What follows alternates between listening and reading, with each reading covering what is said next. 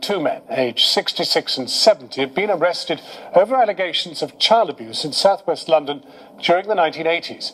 One is a former worker at a boys' home which was run by Richmond Council in Surrey. The other, a Catholic priest.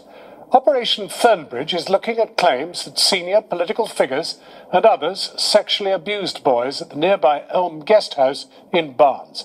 Porrigo Brown has this report. What happened at Elm Guest House in the early 80s? Today, it's just another family home on a well-to-do suburban row. Back then, it was something else entirely. Something darker.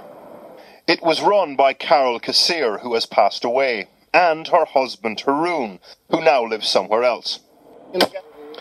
But run as what? It was billed as a gay-friendly guest house. But the neighbours felt it was something else. They saw posh cars parked outside. Young boys would be brought in and out of parties.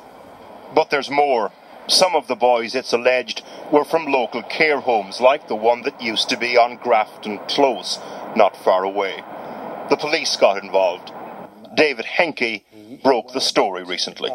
The local police decided to investigate, and actually when they realised that there appeared to be something going very wrong, they put 4 undercover detectives inside the guest house, as I understand it, posing as gay people.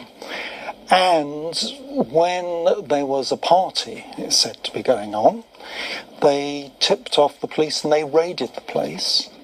Channel 4 News has spoken to one of the police officers involved in that original raid. He could remember 2 things about the briefing they received beforehand. Number 1, they were told that the raid involved a case to do with the grooming of boys and girls. Number 2, they were warned that high-profile people could be inside the guest house. Mary Moss used to run a charity that worked with children abused in care homes. She interviewed boys who told her they'd been brought from care homes in that part of London to Elm Guest House to be abused and to be filmed. So they were well used to being treated like dogs with a tag on that just says "abuse me."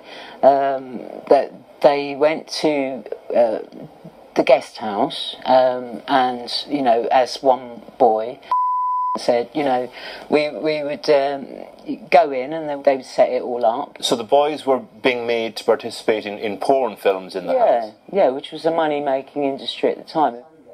A few days ago, the police took away her files relating to Elm Guest House. This morning, we asked the former owner what he knew about these allegations. I'm a reporter with Channel 4 News. I thought so. Can you tell me, just very quickly, it's just a few questions I want to ask you about Elm Guest House. Listen, I've already been in touch with PCC. I don't want you to contact me again, and I'm going to report to you. Okay? Thank you very much. Were you aware of what was happening in the guest house? We've not found enough evidence to prove that high-profile public figures abused boys here. There is this, though. A newsletter that connects Elm Guest House with the Conservative Party.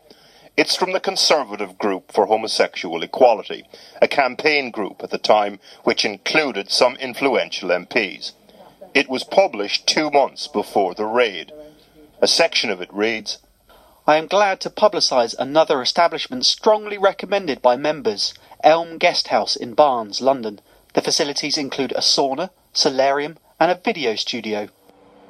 Rumours of big-name guests here went viral.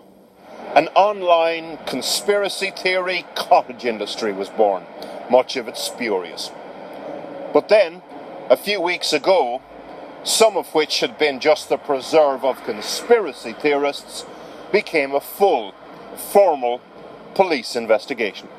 Today, police from Operation Fernbridge made 2 arrests. Channel 4 News has been given these photographs of one of the arrests in progress this morning. This is John Stingemore, a former deputy manager at a care home near the guest house in southwest London at the time.